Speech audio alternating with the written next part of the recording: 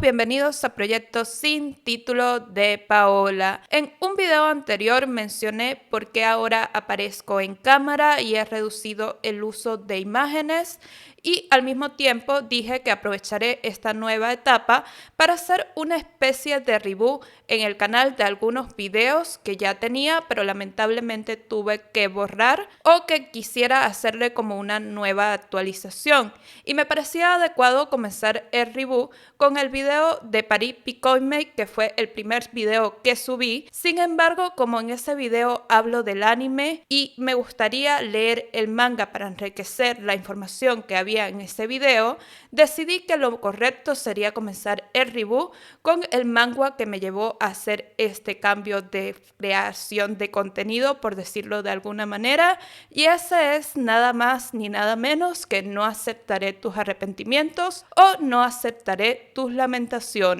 Este manga, publicado por Kakao Web, fue el motivo por el cual casi pierdo el canal debido a las restricciones que me impusieron hace menos de un mes.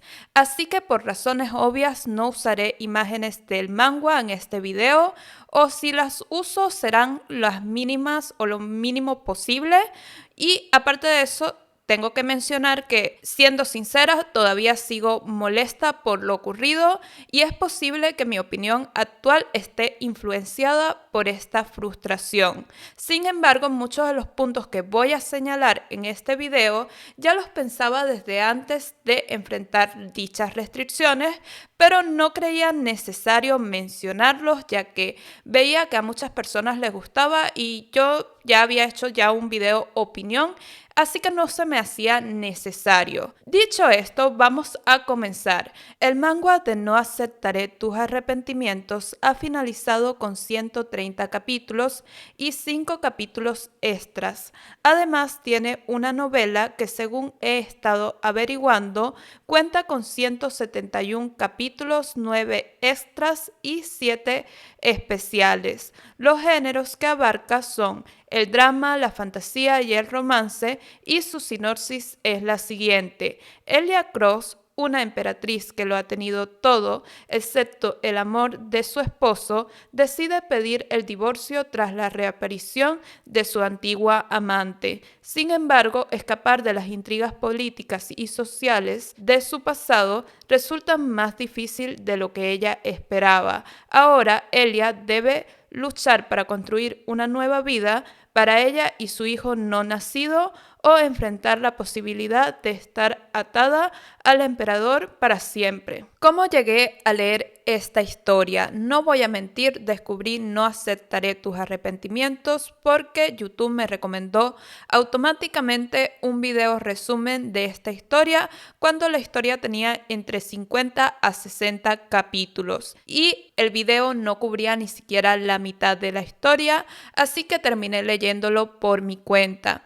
Esta es la razón por la cual cuando hago videos resúmenes decido hacerlos completos y me comprometo a ello, ya que siento que está muy mal que dejen a uno con las ganas de saber más en un video resumen. ¿Qué puedo decir de la historia? Antes de profundizar, quiero recordarles que sigo molesta, así que voy a señalar muchas cosas que podrían arruinarles la experiencia o el gusto por esta historia. La historia de No aceptaré tus arrepentimientos gira en torno a la separación entre Elia y Raymond, motivado por la aparición de Regina, a quien Elia considera el verdadero amor de Raymond y la madre de su supuesto hijo. Elia, embarazada de Raymond, teme que su hijo y el de Regina se enfrenten en una lucha de poder, aunque esto para mí carece de fundamento. Como emperatriz, el hijo legítimo de Elia sería el próximo heredero, no el hijo de un amante. Por lo tanto, la decisión de Elia de abandonar a Raymond resulta extremadamente imprudente, especialmente porque mantenerse en su posición de poder habría sido la mejor forma de proteger a su hijo. Porque díganme ustedes, ¿qué mejor posición que ser emperatriz? No tiene sentido alguno que ella decida irse para proteger a su hijo cuando lo podía proteger usando su propia influencia. Además, puedo entender que Elia elija abandonar a Raymond, pues quiere que éste esté con el que supuestamente es el amor de su vida y la madre de su hijo. Pero, ¿qué hay de ella? Yo siento que ella no tuvo ningún tipo de cierre ni ningún tipo de evolución con respecto a Raymond, pues una vez que regresó, que se vio obligada a regresar, fue como que estoy molesta contigo, pero ya después de cierta cantidad de capítulos volvió a unirse con él, se volvió a casar, no tuvo ningún otro problema. Entonces, ¿para qué te divorciaste si te ibas a volver a casar con el mismo hombre? No tiene sentido. Y eso que tuvo otras oportunidades con otros hombres de tener un romance, y tal vez yo siento que la historia hubiese sido mejor si ella hubiese tenido otra relación, hubiese aprendido también de esa relación y finalmente hubiese llegado otra vez con Raymond con una actitud un poco más madura. En cuanto a Raymond, aunque algunos fans lo detestan por no reconocer su amor a tiempo, yo no lo considero tan reprochable. Aparte, Raymond siempre fue claro sobre sus sentimientos, no prometió amor, pero sí respeto. Su error radicó en dos aspectos. El primero, sus palabras, aunque sinceras, eran dolorosas de escuchar, especialmente para Elia, que estaba embarazada sin que él lo supiera. Y segundo, su creencia errónea de que Elia no podía tener hijos, lo que lo llevó a considerar a Edmund, su supuesto hijo con Regina, como una posible opción para el trono. Sin embargo, esto es comprensible desde una perspectiva política, ya que un gobernante debe asegurar la sucesión, algo que va más allá de los sentimientos personales. Y bueno, mientras estaba grabando me di cuenta de que no metí algo importante en el guión, y es con respecto a Elia. Me pareció una pésima decisión, muy mal, no estar embarazada y no decírselo al padre de su hijo. Para mí, el padre tiene todo el derecho a saber que va a ser padre, y me parece muy mal que Elia no le haya dicho nada a Raymond. Sí, que ella se quería alejar porque se sentía, no sé, atrapada, que se sentía en peligro, sentía que podía estar su hijo en peligro, pero aún así no hubo una confianza con Raymond para decirle, mira, está bien, te llegó la amante con el hijo, que tú no sabías que tenías un hijo, pero estoy yo aquí y también estoy embarazada, así que vamos a ver cómo solucionamos esto. Creo que esa hubiese sido la decisión correcta, la decisión de decir, mira, estoy embarazada, y ya si Raymond no le prestaba atención, ella veía que realmente su vida estaba en peligro, entonces podría haber huido, pero siento que el no decirle fue muy mal de su parte. Ambos personajes terminan separándose por malentendidos que, en mi opinión, podían haberse solucionado hablando, ya que estos temas, matrimonio sin amor y la búsqueda de herederos, eran bastante común en la monarquía, y siento que esto se podía solucionar hablando. Y bueno, debo admitir que aunque la primera vez que leí la historia me gustó, al leerla por segunda vez y hacer un análisis más detallado, sobre todo cuando tenía que hacer los videos resúmenes, me di cuenta de estas inconsistencias y varias otras. Por ejemplo, se usan en contadas ocasiones los poderes de Elia y no tienen un impacto real en la trama, salvo para salvar a Raymond al final. Además, la relación con Jeremy, quien nunca se confiesa, queda poco desarrollada y no se explica bien por qué estaba tan enamorado de Elia. Aunque se sugiere que se conocían antes del divorcio de Elia, nunca se llega a profundizar en esta historia, dejándonos a todos con las dudas. Otros elementos importantes, como la asociación Phoenix y los perfumes, que tenían un peso al inicio de la historia, se abandonaron sin explicación. No se queda claro lo que ocurrió con Rosalind y los perfumes, ni con el puesto de Elia como creadora del grupo Phoenix. De hecho, hay un capítulo donde se remarca mucho una flor y al final, una planta, y al final esto no tiene ningún tipo de relevancia. Yo pensaba al final de la historia que iba a resultar que Elia y el grupo Phoenix tenían esta planta para poder hacer el antídoto para salvarle la vida a Raymond, pero esto ni siquiera se mencionó, ni siquiera les pasó por la cabeza. Y me quedan las interrogantes. ¿El grupo Phoenix siguió funcionando o se disolvió? ¿Qué pasó con Jake y Lumonte? ¿Qué pasó con Jeremy?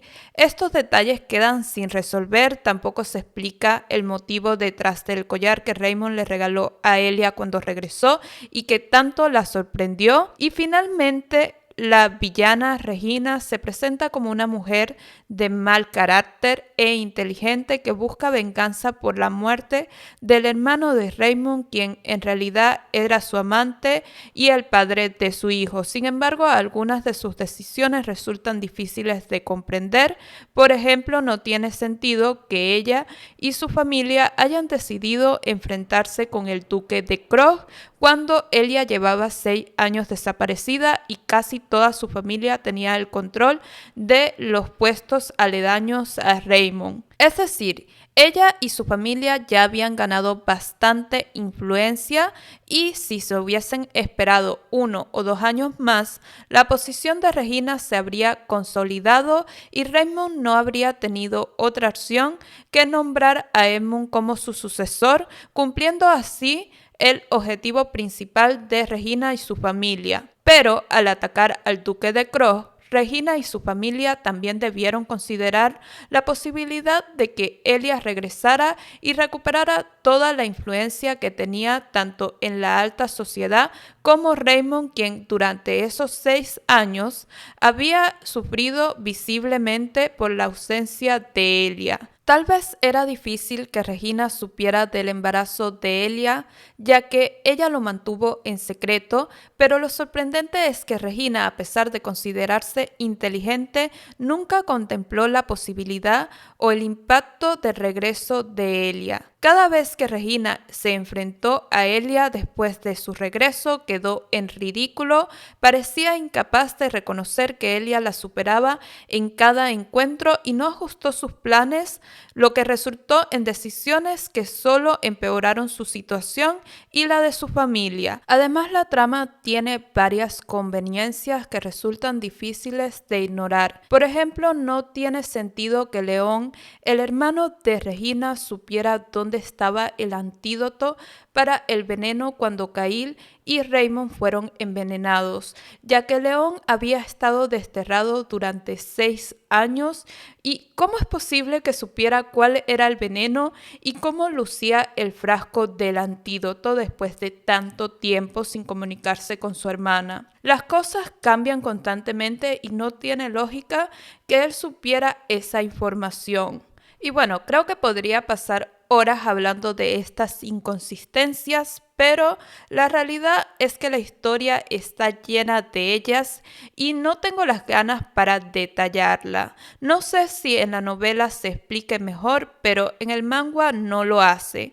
En cuanto a las ilustraciones, sinceramente no me gustaron. En muchas ocasiones sentía que Elia era simplemente una versión de Raymond con el cabello largo y blanco. Aunque no son las peores ilustraciones, hay mucho espacio para mejorar. En conclusión, a pesar de que la historia parecía prometedora, al principio perdió fuerza debido a todas las inconsistencias de la trama y a una villana que no está a la altura de lo que prometía la historia. Los protagonistas parecen incapaces de tomar decisiones lógicas y aunque la historia terminó bien para ellos, esto se debe más por el poder del guión que por la sabiduría de sus decisiones. Y aunque la historia terminó bien para ellos, esto se debe más al poder del guión que a la sabiduría de sus decisiones. Y sé que tal vez este video de crítica proviene en parte de la frustración, pero como ya yo mencioné, estos pensamientos los tenía incluso antes de la mala experiencia con las restricciones. En su momento decidí no dar estas opiniones porque veía que muchos disfrutaban de la historia y no consideraba necesario hacer un nuevo video de críticas, pues ya yo había hecho uno la primera vez que había leído esta historia. Probablemente no lo habría hecho ya que ya había compartido mis pensamientos en ese video. Sin embargo, embargo, al verme obligada a cambiar mi contenido y hacer un reboot de estos videos, sentí que era el momento de ser completamente sincera y expresar mi opinión tal como realmente la percibo. Y la realidad es que no me hubiese molestado tanto estas infracciones si realmente la historia hubiese sido buena, pero no lo es.